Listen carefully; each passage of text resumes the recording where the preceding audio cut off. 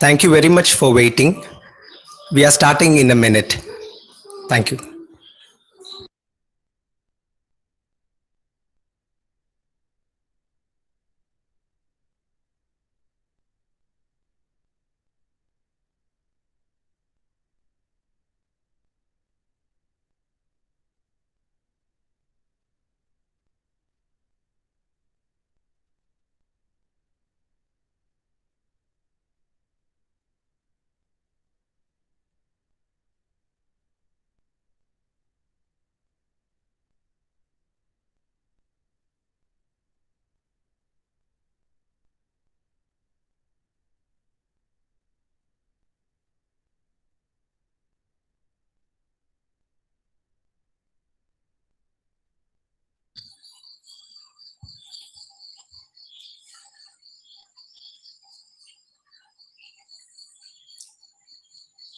Hello all. Welcome to the first lecture in the series Engagements with Ecologies, which is organized by the Inter-University Center for Social Science Research and Extension. We are focusing a lot on interdisciplinary research as well as academic interactives. This is a series on ecology that we ambitiously plan to run through 4 or 5 special lectures, and this will be our first lecture. As the title says, it's called Using the Hydrosocial Cycle and Governmentality as a Lens to Explore the Main Water Moments in Durban, South Africa. And the lecture will be given by Patrick Martel. Before we start, let me please welcome our enthusiastic director, who has been a constant inspiration for all kinds of interdisciplinary research. Please, Professor K.M. Sethi, if you could start the proceedings. Thank you, Mathew, Dr. Mathew. Can you hear? Hello? Is it audible?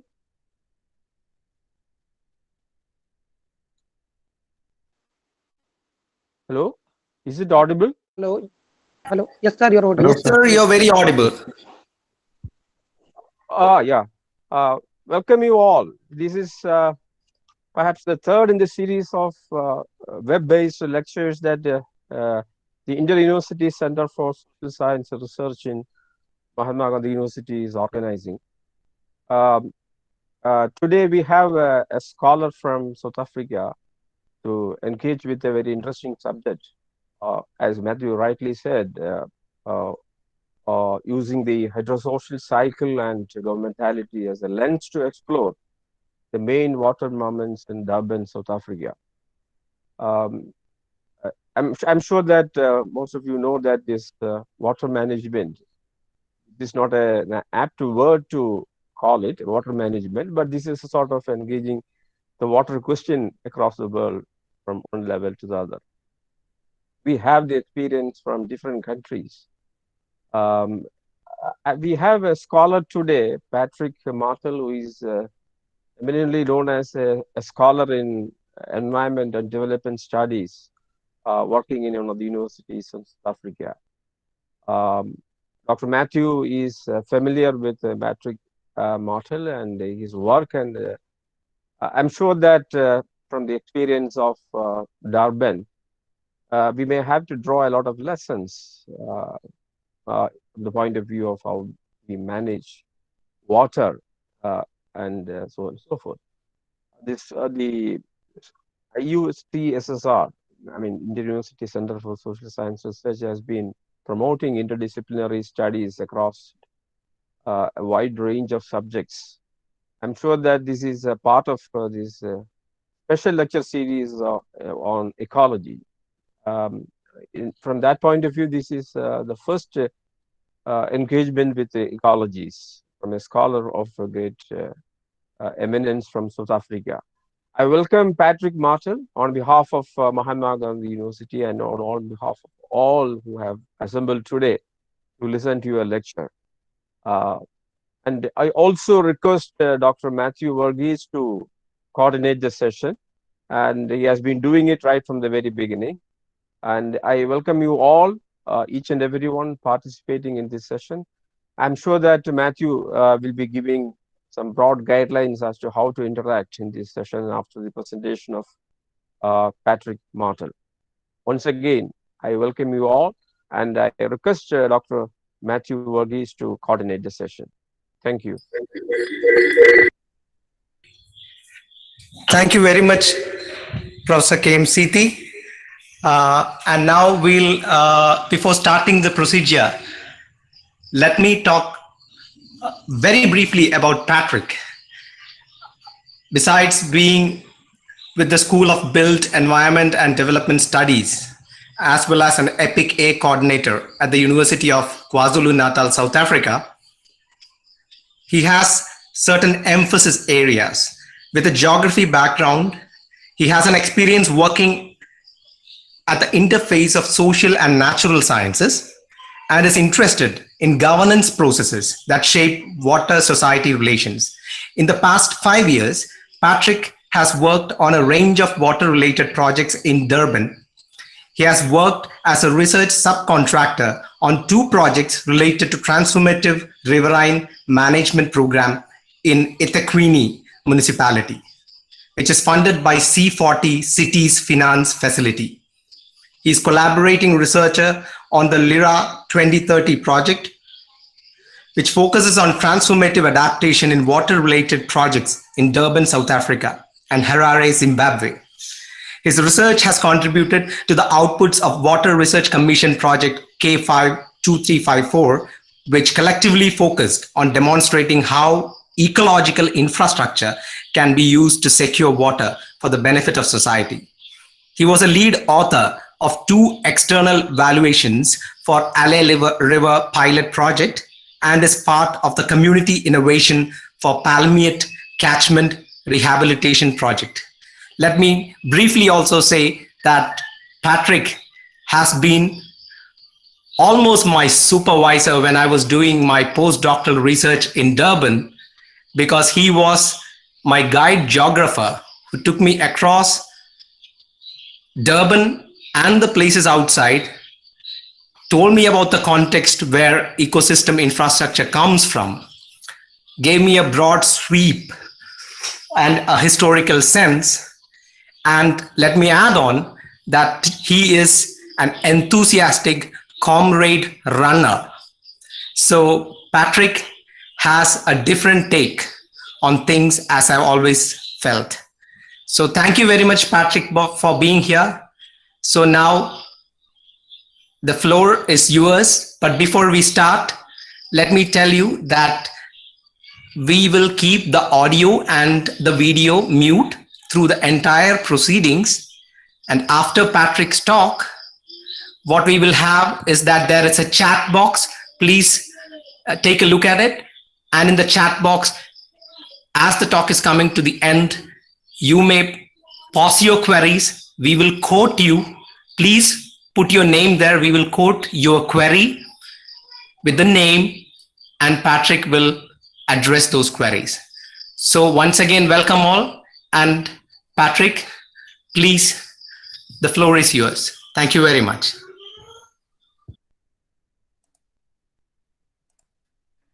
Good evening, ladies and gentlemen. Thank you very much for the kind welcome, Mathew and Prof. I just want to double check, maybe Mathew, if you can just let me know, can you see my screen? Yeah, sure. You can see. Okay, great. Yeah, so I'll get going. So as Patrick, Mathew said, it's visible. Okay. Okay, I'm just changing some, I'm just changing some things, just some settings, just so I can see things. Okay, so I'm going to get going. Okay. So in this session, I'm going to be talking about an aspect of my PhD research, which is titled Using the Hydrosocial Cycle and Governmentality as a Lens to Explore the Main Water Moments in Durban, South Africa. As I'm someone who's got a geography background, I think that it's critical to have an idea about where exactly and what I'm talking about. So most participants from the seminar are from India, and I'm down here in South Africa.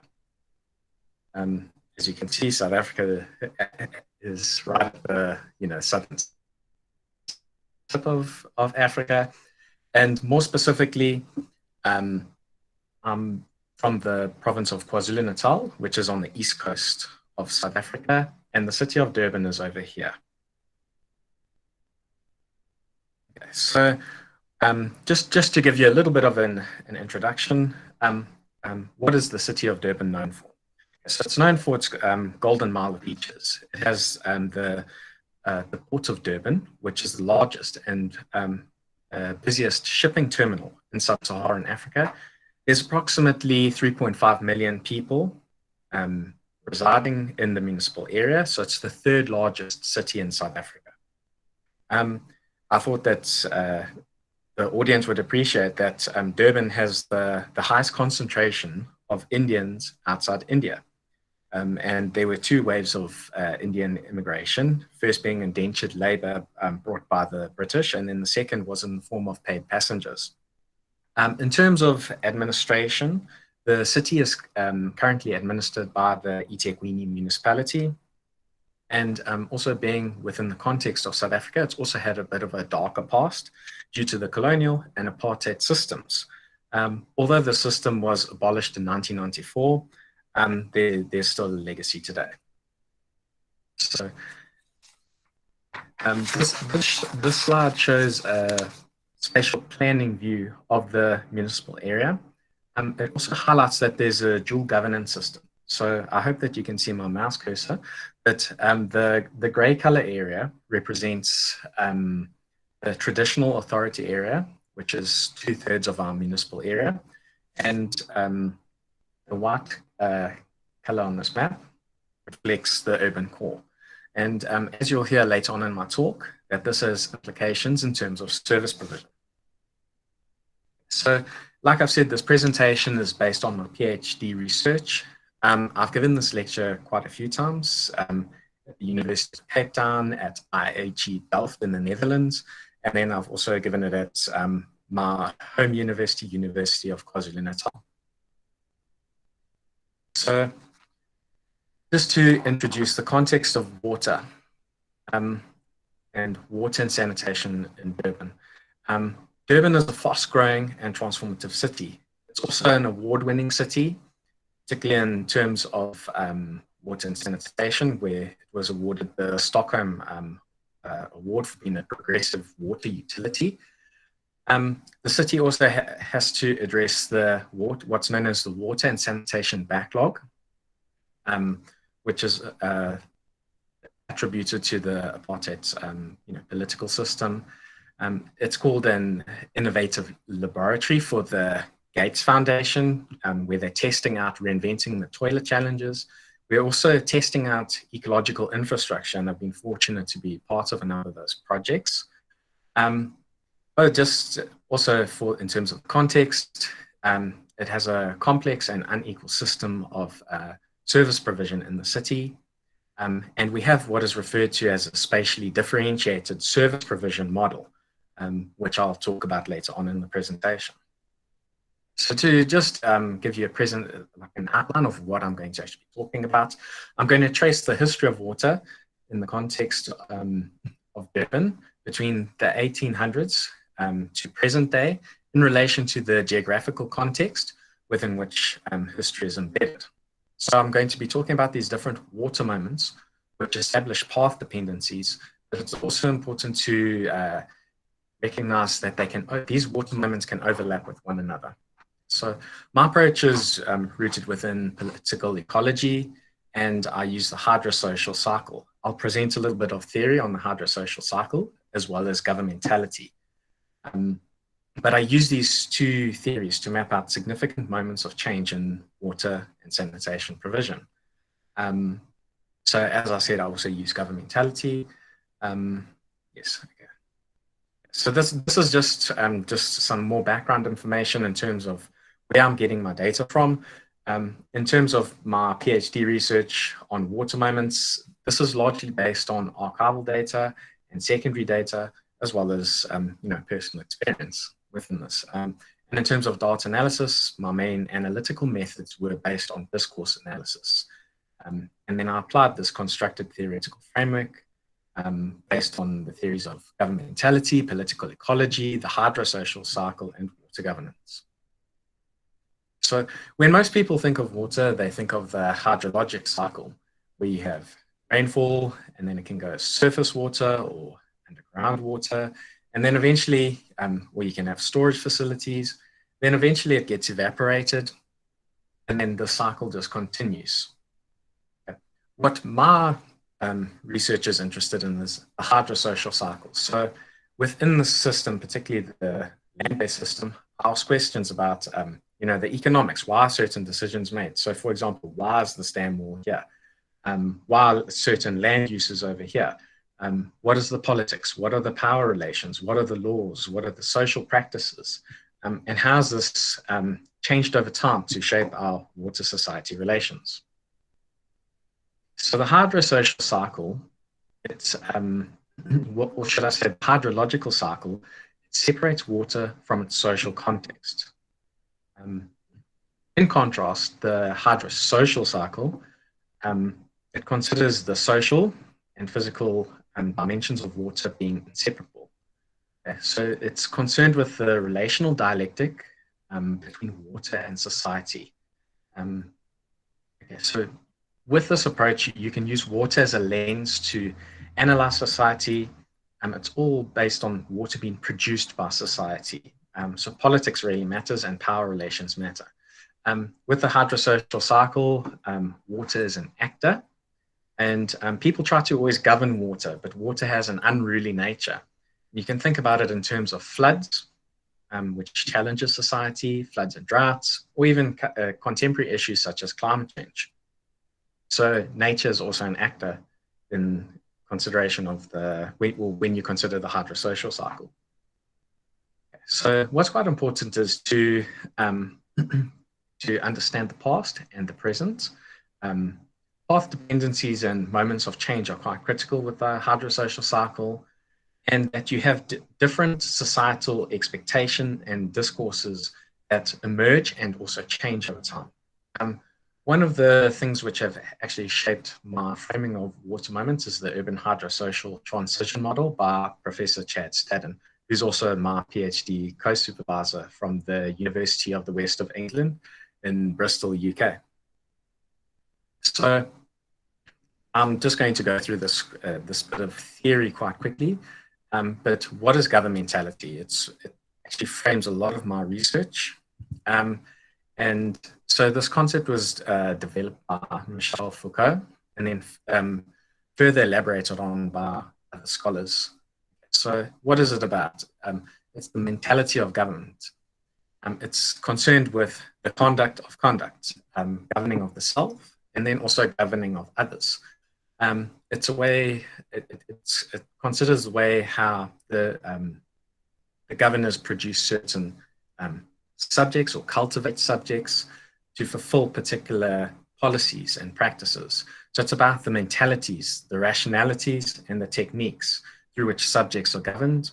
You'll also hear people talking about the art of government, the how of governing, and particularly the techniques and strategies by which a society is rendered governable. Yeah, so I draw on Foucauldian theorizations of power combined with Tanya Murray's work on the will to improve. So these are the two main things that I'm interested in when I'm looking at water moments. They're the rationalities of government and the technologies of rule. So rationality is a representation of society, politics of truth, producing new forms of knowledge, inventing different notions and concepts that contribute to the government of new domains of regulation and intervention. Technologies of rule refer to the tactics and processes and practices. The rationalities of government and technologies of rule are often aligned, as you'll see when I get into the results of my study. Okay, so to just provide, this is just a broad overview of the different water moments. Okay, the first one's early water, then hydromodernism, then this water moment actually starts in, I'd say, like maybe about after World War I, and is actually still a current water moment and an approach that we use to manage water. It's not just in South Africa, it's internationally as well. At this point number 3, this water moment is related to like kind of race and that type of things in South Africa.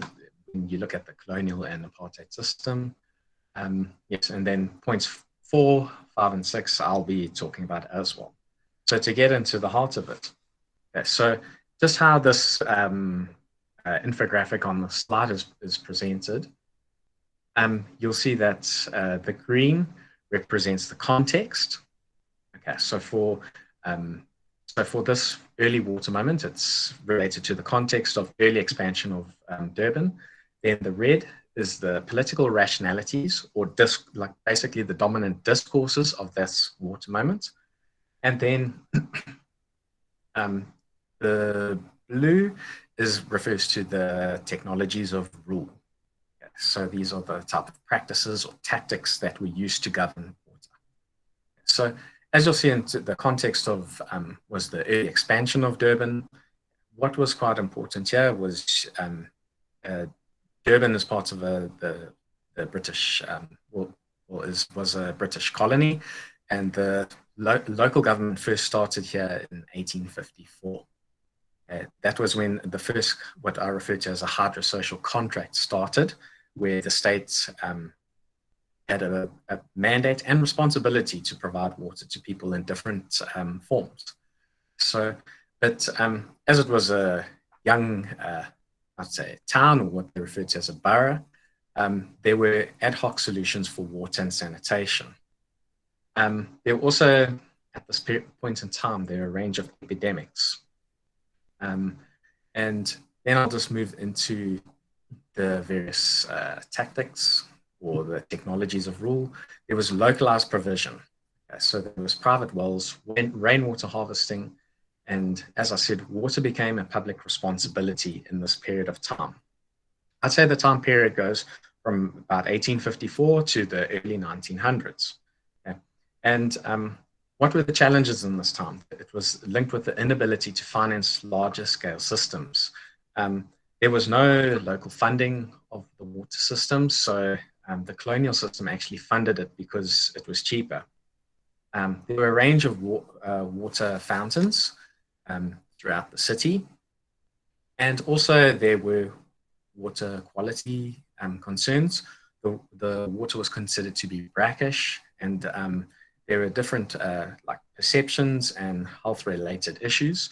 Yeah, okay. So when you just take a step back at this, okay, how do I see this? Okay, this water moment is actually shaped by the colonial political project. This political project created different identities between Europeans and non-Europeans. And this had implications for how people related to and experienced or accessed water. Okay, so then I'll move over to the second water moment. And like I said, this is still the dominant way of approaching and managing water, both like in South Africa and then also internationally. In terms of our context, we had rapidly growing populations at this time. There was a South African war in 1902, and that resulted in a population influx into the city. Well, it was a town and then it became a city, but the town boundary started to expand and there was this increased industrial demand, there was also these cycles of natural disasters. And in this way, when you're looking at it from the hydrosocial cycle perspective, this shows how nature is also an actor. And so people try to manage water, but nature acts back. Yeah. With hydromodernism, with this approach, it's all about getting more and more water from further and further away. And what actually is a dominant characteristic of hydromodernism is the perception that nature can be tamed by engineering and also by science. So with this type of thinking, it's people kind of dominating nature to serve human needs. Yeah, so in terms of the technologies of rule, in this water moment, there was the ability to finance larger scale projects. There was the ability to access loans.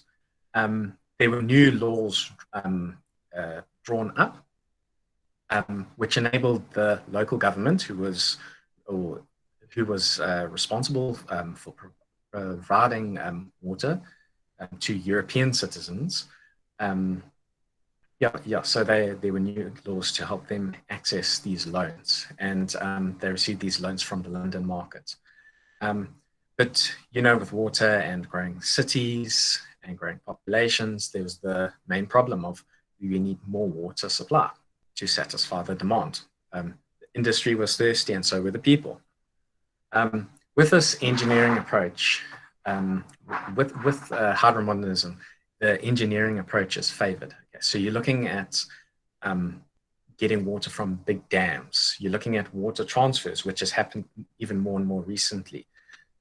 So you're using multiple large-scale catchments to actually get your water. So as a result of this, Durban became completely reliant on surface water. So we don't use groundwater over here, we use just surface water. And the Umgeni catchments became completely engineered. Also at the same time, with this hydromodernist thinking, wastes were transported further and further away.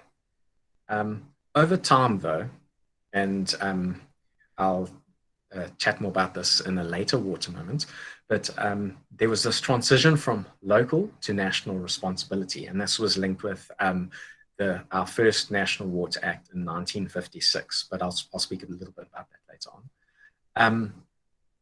When you're looking at this particular water moment from a governmentality perspective, what's quite critical is that water was rendered technical. So it created this boundary between experts and the public. And it was coupled with the increase and use of science and technology.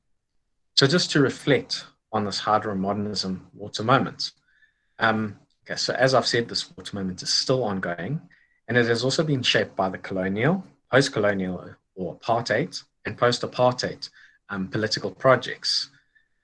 What is actually key about this water moment is that it entrenched the dominant episteme of how water is governed.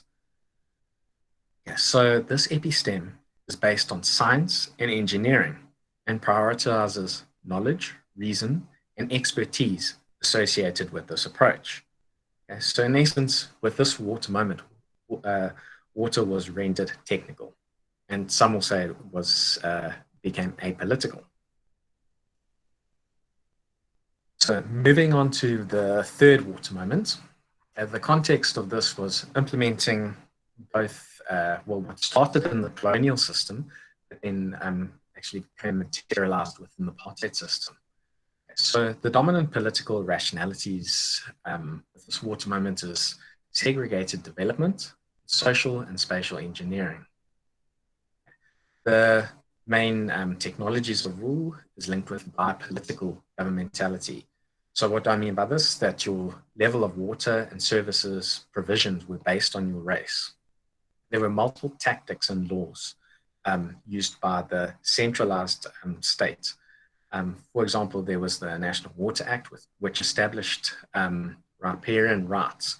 So who owned land owned the water flowing through it. There were also the Group Areas Act, which said who could own land where and who could live where and why. And overall, there was this centralized statist vision of service delivery. And what we saw was throughout South Africa, there was this establishment of this white water economy, which favored agricultural, industrial, commercial, and domestic interests. In the case of Durban, it was more domestic interests as,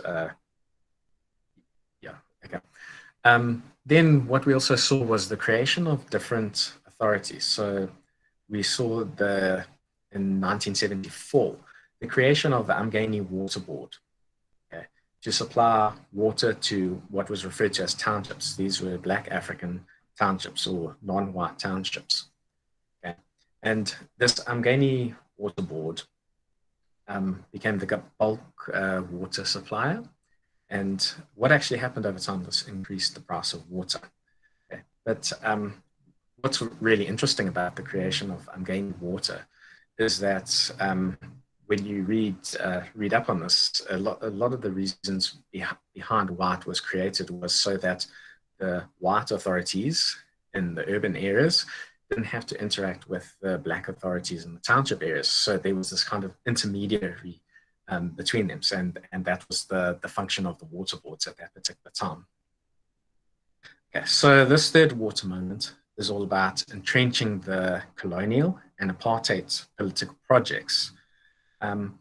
As you can see, this water moment has very strong racial connotations, where race was a defining feature in terms of where someone could live in South Africa, what land they could own, and in turn, this affected water ownership or riparian rights.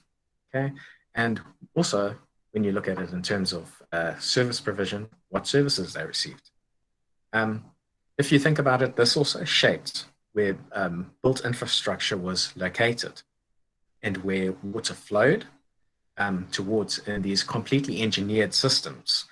And more importantly, also where water did not flow from an equity perspective. So as you can see, racial identity is a critical consideration in this water moment. And when you combine it with South Africa's version of hydromodernism, this became entrenched in material reality and directed where built infrastructure associated with water was sunk. And this has obviously created path dependencies and legacies. Moving on to the fourth water moment, known as national water reform. Okay. This is at the national scale and reflects the post-apartheid political project. But it's also important to point out that it's been kind of combined with neoliberal approaches and also reflects the influence of international thinking on South Africa when it was opened up to the globe, opened up to the global economy. So in terms of the context, as you can see, it's the post-apartheid transformative era. So the main rationale here was to address the social injustices associated with the apartheid system. Okay, so the main political rationalities and discourses within this water moment is that water was seen as a human right. Water was seen as an economic good as well. And these are often competing and conflicting. This is why there's often, criticism. There was also the notion of the ecological reserve, which is basically the amount of water that the natural environment requires, to function healthily. So there were also environmental rights. And our water legislation was actually based on integrated water resource management thinking, which was prevalent at the time. So this is all happening. This water moment started in democratic South Africa. So that's, I'd say, about 1994. So what were the technologies of rule or the different tactics to create this new water moment? We saw new water legislation. So there was the new National Water Act of 1998, the Water Services Act of 1997, which gave the responsibility, devolved responsibility down to local government scale to be responsible for water and sanitation and addressing these backlogs. Okay, but it's important to point out that the national level Department of Water and Sanitation still remained the custodian of water for all of South Africa. So that meant that riparian rights were abolished. Okay. Other important things is that in terms of our constitution, we as South Africans have a constitutional right to access basic or adequate water. Cost recovery approaches were favored and citizens became viewed as clients. There's also been a bit of a social justice approach, which has been imbued throughout this whole national water reform. And as I said, there was shifting roles and responsibilities down to the local government. With the National Department of Water and Sanitation still governing from a distance. In Durban, we actually started with a pilot of testing this free basic water policy. And this was based on social justice, cost recovery, and health concerns. This pilot project was completed by eThekwini Water and Sanitation and was actually upscaled to the national level. It also set out the rules of the game, that you could have participation, and initially it was 6 kiloliters of water per person, and this was then adjusted up to 9 kiloliters of water per person. Yeah, and what I'd also just like to point out is that with this water moment, there was this increasing focus on quantifying things, particularly in terms of looking at the ecological reserves. So there was legislation which meant to set up catchment management agencies, which were at the hydrological scale. So throughout the country, we had these really large water management areas. But these actually haven't materialized properly. And I'll explain that a little bit later on. So then moving to the fifth water moment, okay, which is known as spatially differentiated service provision. So what is this water moment all about? In 2000, we had new municipal demarcation.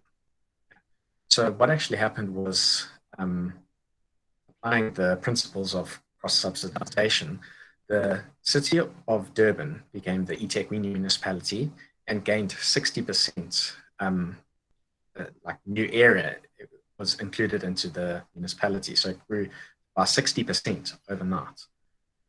This resulted in the restructuring of urban boundaries, and there was still this need to address the water and sanitation backlog.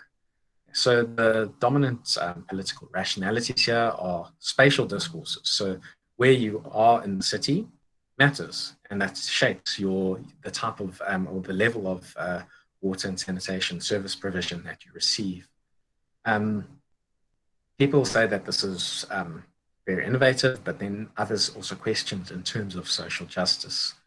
In terms of the technology of rule, this water moment is basically the local response to the national water reform, where the local governments had to take responsibility of water and sanitation provision. So what happened was eThekwini Water and Sanitation developed a model, and so you would have universal provision of water throughout the city, but at basic levels and at different levels, but there would be still universal provision. So what's quite critical here was the role of spatial planning. And on the following slides, I'll show you some images and which will hopefully help you understand this a bit more. But we've got this concept of an urban development line, which differentiates urban core, peri-urban areas, and then also rural areas. So depending on where you are in these spaces, you receive different types of services. And this was revealed in eThekwini Water and Sanitation's Water and Sanitation Development Plan. And eThekwini Municipality and what's known as EWS, the eThekwini Water and Sanitation, they have a distinct form of managerial governance. Okay, so what does this mean? Is that they'll invite participation, but they kind of set the rules of the game and control control things. So there's been innovation, there's been new communication platforms, but these are controlled by the state, and but there's also been the adjustment to some practices. Okay, so remember I was talking about the urban development line. This is this blue line over here, which differentiates this side is the urban core, and this is the rural periphery, which is also the traditional authority area. So if you're located to the right of this blue line, so in the urban core, you'll get full pressurized services, you'll get waterborne sanitation. If you're outside of this, this urban development line to the left of it, you will get, you'll receive what's known as basic or adequate levels of service. So what the whole argumentation of the spatially differentiated service provision model is that depending on where you are in the city, you'll get different levels of water and sanitation. On the right picture, you'll also see this is the water backlogs. Okay. And this also highlights where there's informal settlements in our city as well as what was the former township areas. If you're looking at this from a social justice perspective, people question this model quite regularly. Okay. What also became quite important during this water moment is the economics of water. During the same period, there's an increasing focus on the economics of water. So there's also, this has seen the introduction of discourses such as water demand management, water conservation, on revenue water. So the dominant epistem associated with this is in terms of the accountants and water engineers in the city. They're pushing this forward. And as I said before, the water consumers in the city are referred to as clients. So there's been this economization of water in the city. Then to move on to what's this final water moment in the city, which emerged, the negotiations actually started around 2013 and is going simultaneously to the spatially differentiated service provision model, and also draws from the national water reform. So how did these this water moment emerge? Okay, so the context was a stressed natural environment, stressed natural resources. We had some large-scale environmental planning exercises completed by national level actors, but people at the local level kind of felt that these didn't capture ecological services or environmental services were not adequately addressed in these planning exercises known as the KwaZulu-Natal Water Reconciliation Strategy. So this was at the provincial scale. The dominant political rationalities for this water moment is based on water security, I would say also combined with climate change adaptation. There's a distinct focus on environmental services or ecosystem services. And also when people are talking about this water moment, or whenever they're talking about ecological infrastructure, there's always this dominant discourse of innovation. People are trying to experiment, there's pilot projects, there's testing. Okay. So in terms of the technology of rule, what actually triggered this ecological infrastructure water moment? We had eTechweenie Water and Sanitation, who were the water engineers. They started to work with the Environmental Planning and Climate Protection Department on ecological infrastructure. So these two departments at the local government level, which didn't really interact with one another, then started to interact with one another because the head of the Water and Sanitation Department was sold on this concept of ecological infrastructure.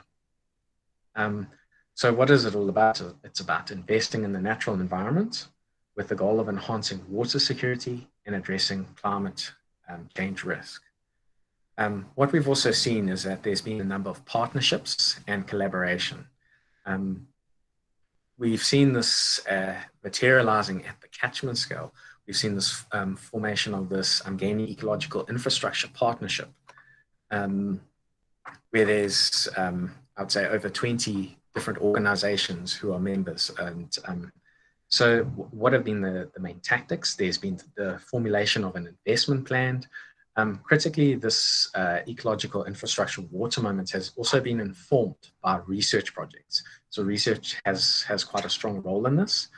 And we've had 3 pilot projects. So there's been the Palmeet Catchment Rehabilitation Project in eThekwini Municipality, which is testing out how we can use ecological infrastructure. This is still an ongoing project.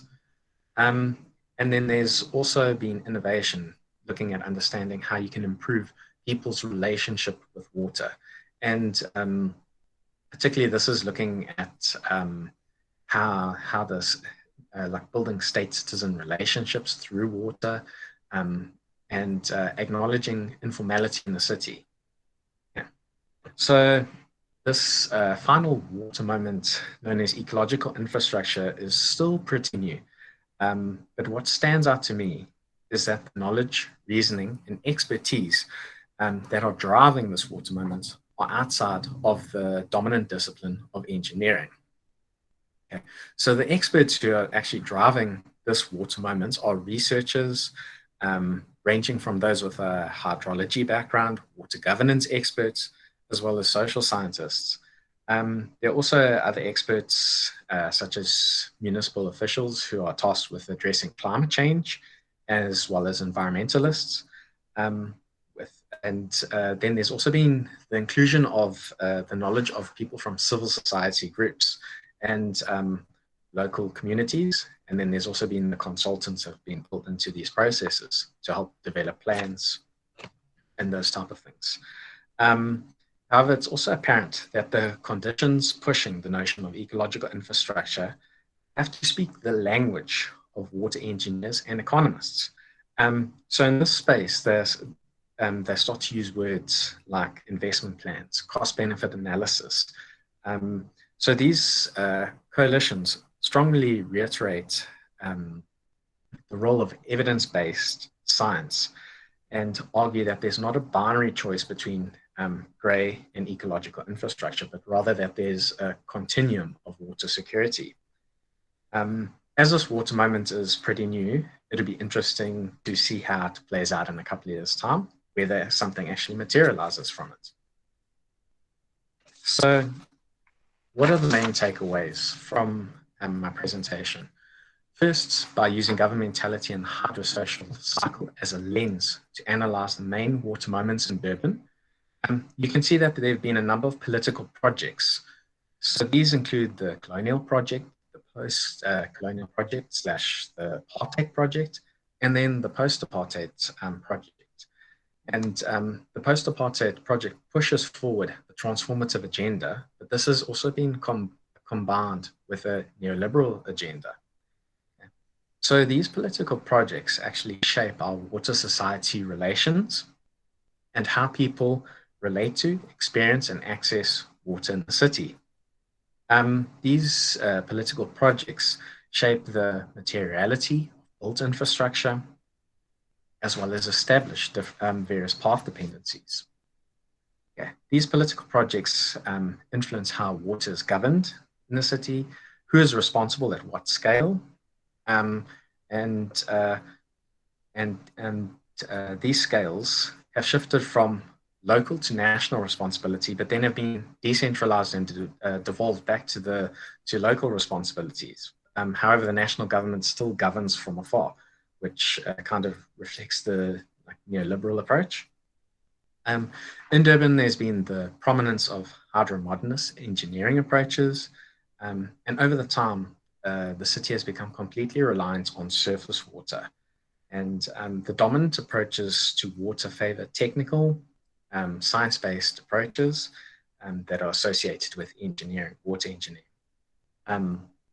As you've seen with the third water moment, biopolitics has been very present in or has been very present in South Africa.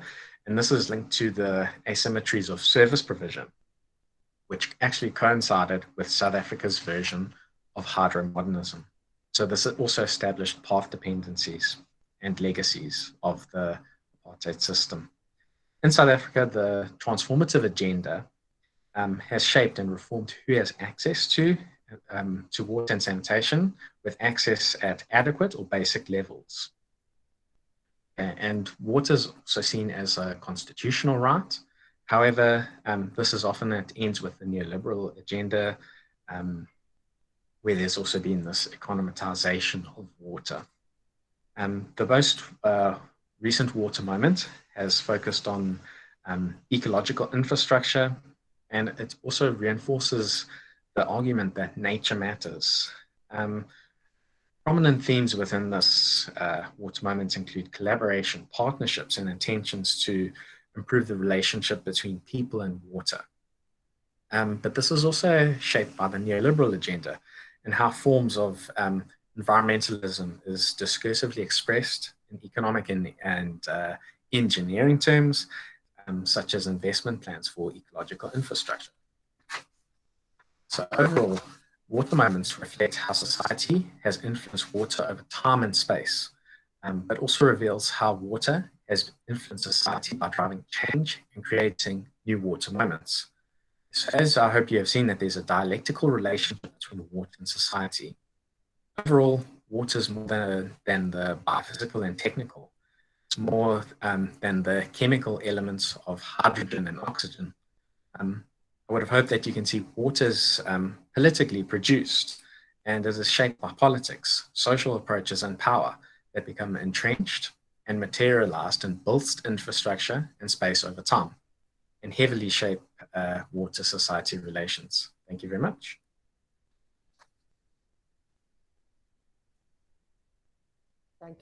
Thank you very much, Patrick. It's been quite a journey, because regionally as well, it's a terrain that many of us are trying to study. And in my case, there's a lot of unfamiliarity. So thanks for opening this up again for me. I've had that experience with you before. Thanks again.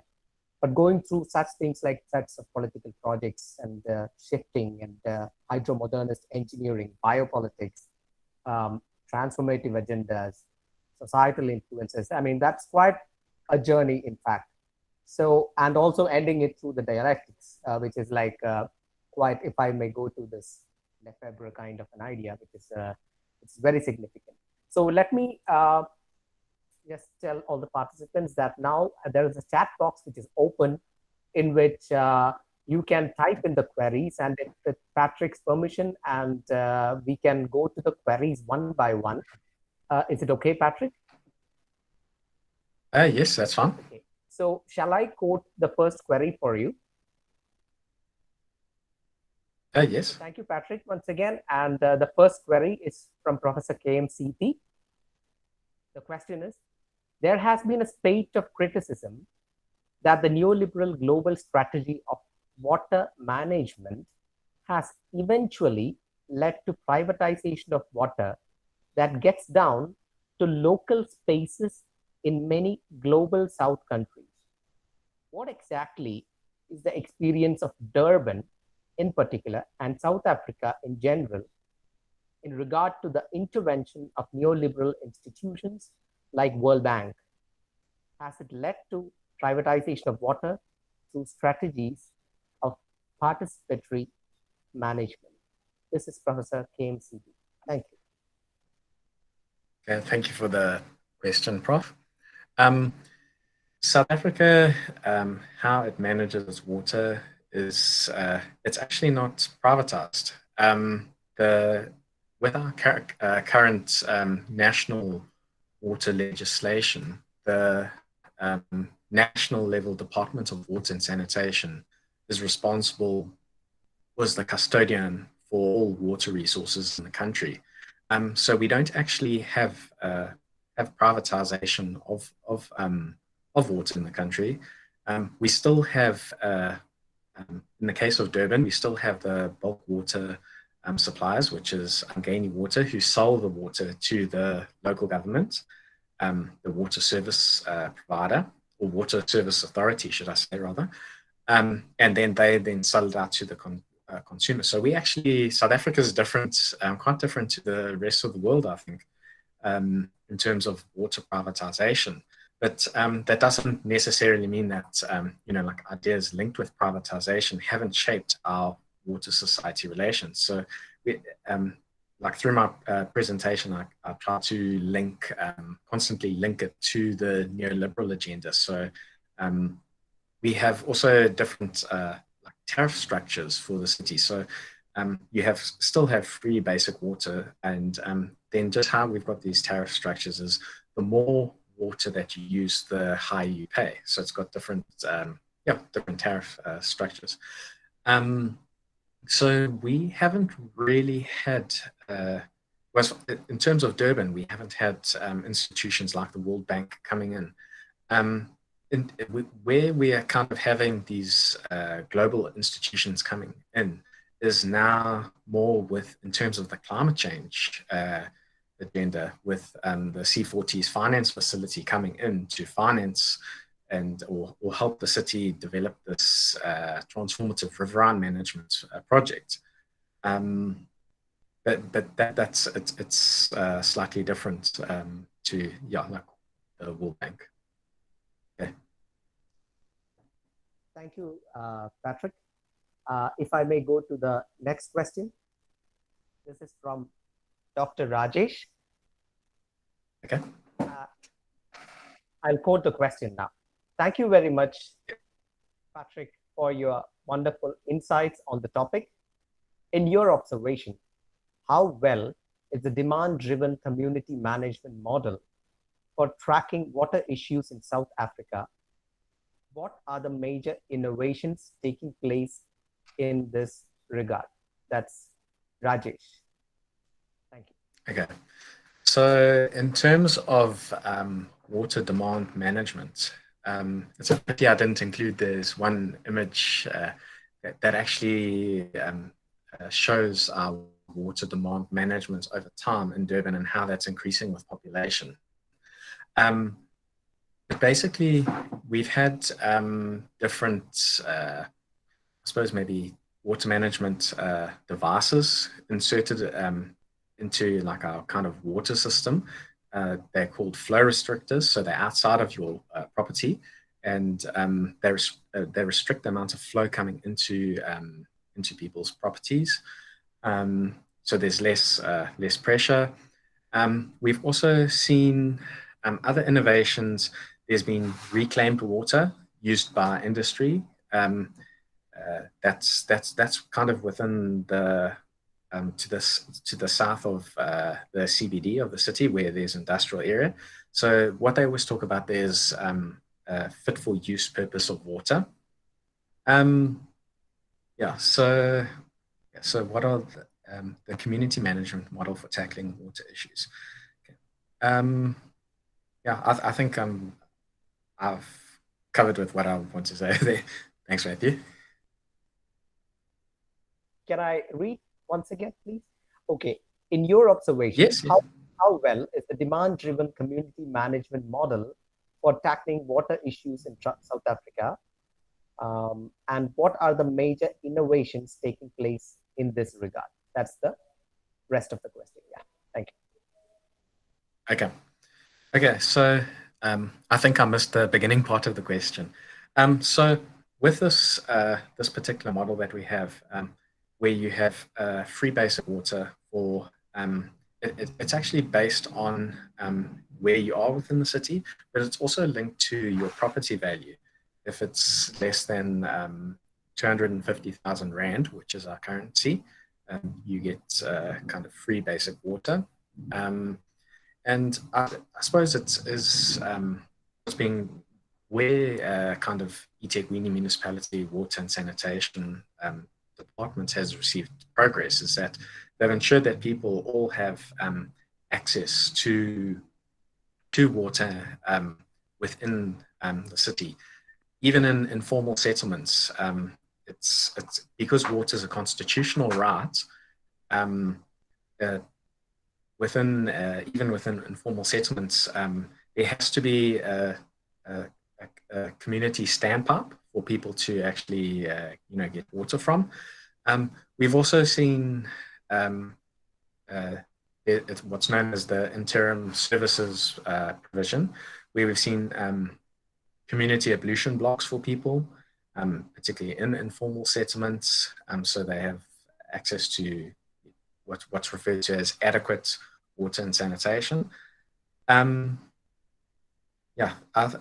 Mathew, I think I've answered that. Yes, Patrick. Yeah. So shall I go to the next one? Yes, yes. This is from Dr. Chitra. Can you please elaborate on community response to asymmetries in service provisions based on race? Second is there any form of local community resistance at present? That's Dr. Chitra. Okay. Okay, yes. Well, if you look back, okay, at that was the third water moment, okay, asymmetries in service provision based on race. Okay. That was linked with kind of implementing the apartheid system, okay, and which formally came into place in 1948 with the Afrikaner national government coming into power, but there were community, like the community acted back against this legislation. What we have seen, not just in Durban, but throughout the whole of South Africa, is what's referred to as the culture of non-payment. So if services were provided to, say, former like African areas, a lot of people just wouldn't pay for the services as a form of protest. When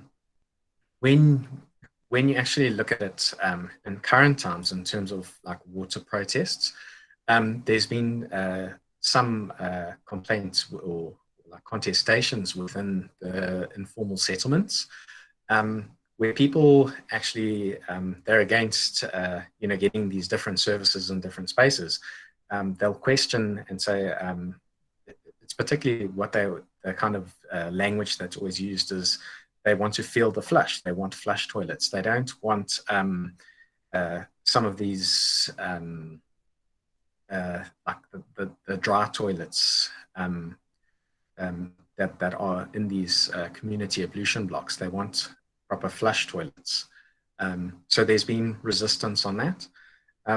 We're also, the local government has actually contacted like our department to help them do research on investigating this culture of non-payment. So that's a research project that we're going to actually be involved in I'd say maybe the next few years. Yeah. So Patrick, shall I go to the next one? This is yes, perfect. This is from Professor Sanal Mohan. Thank you very much for your wonderful paper. Do you think similar situation exists in other cities of South Africa? Thank you. This is Professor Sanal Mohan. Thanks for the question, Prof. Mohan. I would say what makes Durban slightly different to other metropolitan municipalities in South Africa is that we have a greater, if I went back to my presentation, you would have seen that we have like about 2/3 of the local government area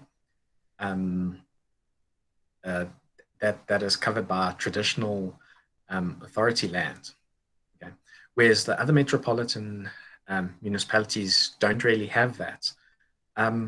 So they have more like kind of urbanized land.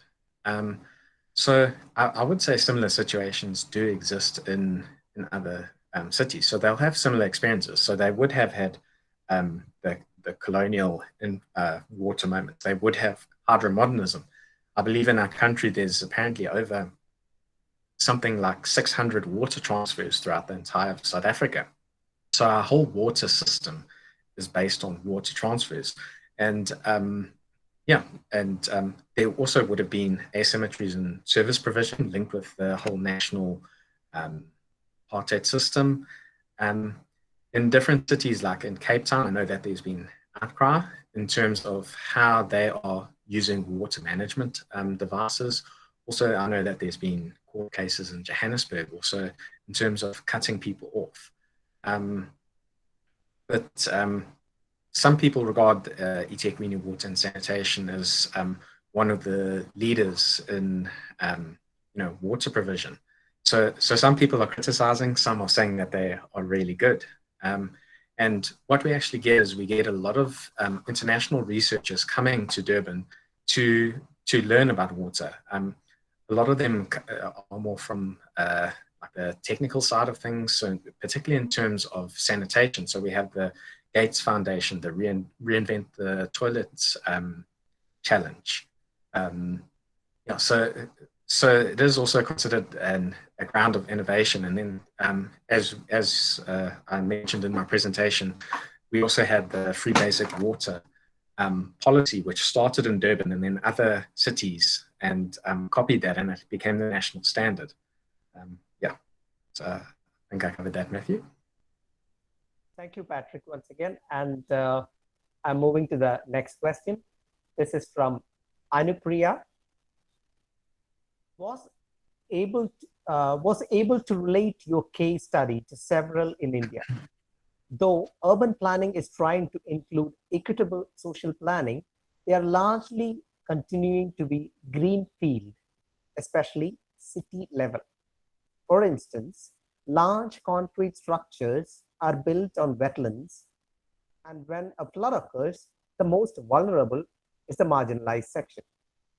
And the rehabilitation of the same is done on another floodplain, often on peri-urban, which makes them even more vulnerable. Do you see similar happenings in South Africa as well? This is Anupriya. Thank you. Okay, so in terms of spatial planning within our city, we try to, because there's this kind of very strong transformative agenda addressing the injustices of apartheid, and a lot of these injustices are materialized. A lot of them are very spatial. So a lot of our spatial planning looks at creating integrated systems, and then within these systems, you create different nodes of development, and then you can also create or use principles of cross-subsidization. So these development nodes can, like subsidize areas of what would I call it, maybe development deficit. So also in terms of like our environmental legislation, our environmental planning and climate protection department is actually quite, they're quite good. We have some quite high-profile people in that department who have actually done quite a good job over time. And but yeah, what you actually see is, and what Mathew actually noticed when he came to Durban is that with the apartheid system, it would push people, like physically push people to who were non-white to marginalized spaces in the city. For example, downstream of wastewater treatment works, or to marginal areas which were not valued. But in the post-apartheid system, neoliberalism has kind of pushed informal settlers into these marginalized spaces. And those are particularly in the floodplains. And now in the city of Durban, if you, what I call informal settlements, I think in India, you guys will refer to that as, slums. Those are often in the floodplains because they are, the reason they're there is because for, economic opportunities, cheap transport, to access the informal economy.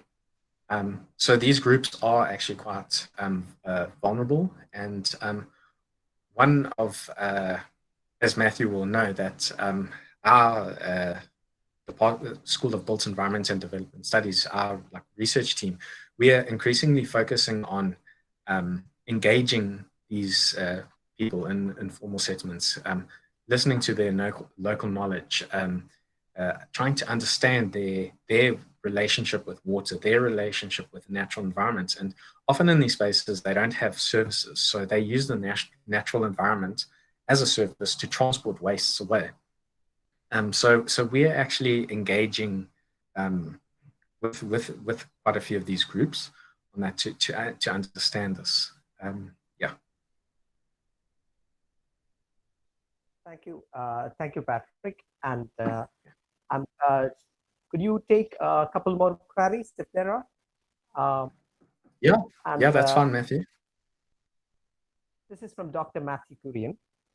Dr. Mathew Kurian asks, thanks for the inspiring talk. Water is a social and global problem. Global common property resources like water are politically controlled by TNCs, transnationals. In this predicament, would you subscribe to a monthly review resolution of eco-socialism?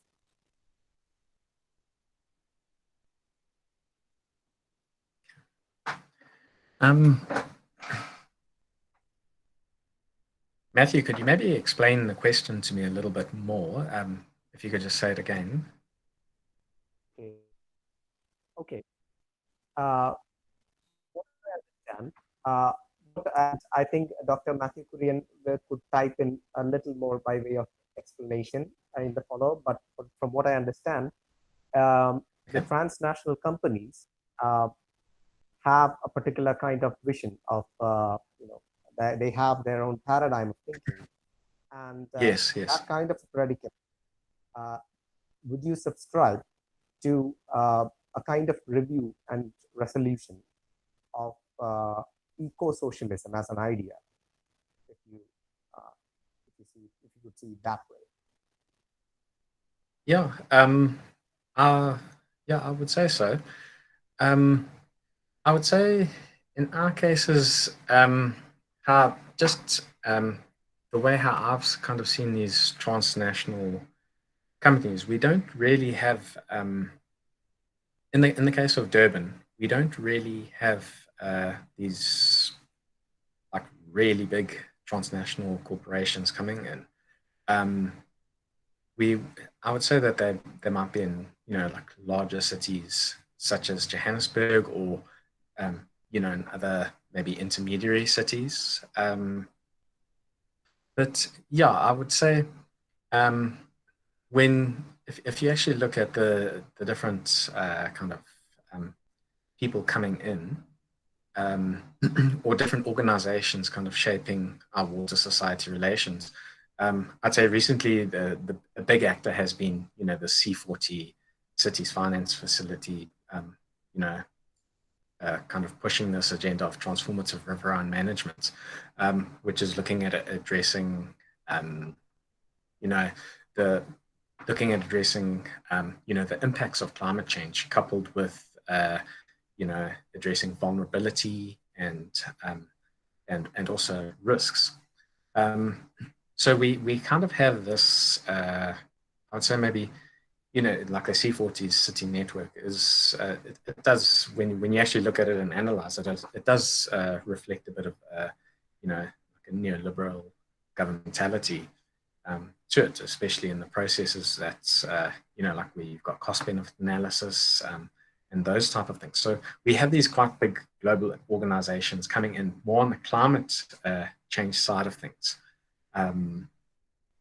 So I would say maybe I'd say the department that at the university that I'm from, I would say that we actually probably could be classified as a strong form of eco-socialism, looking at how people connect and interact and interrelate with their natural environment, with water, and then often we've been the bridge between communities and the local government. So we've seen this kind of two-way flow of information, which is something quite new and which we're quite excited about. Yeah. So. Okay, Patrick.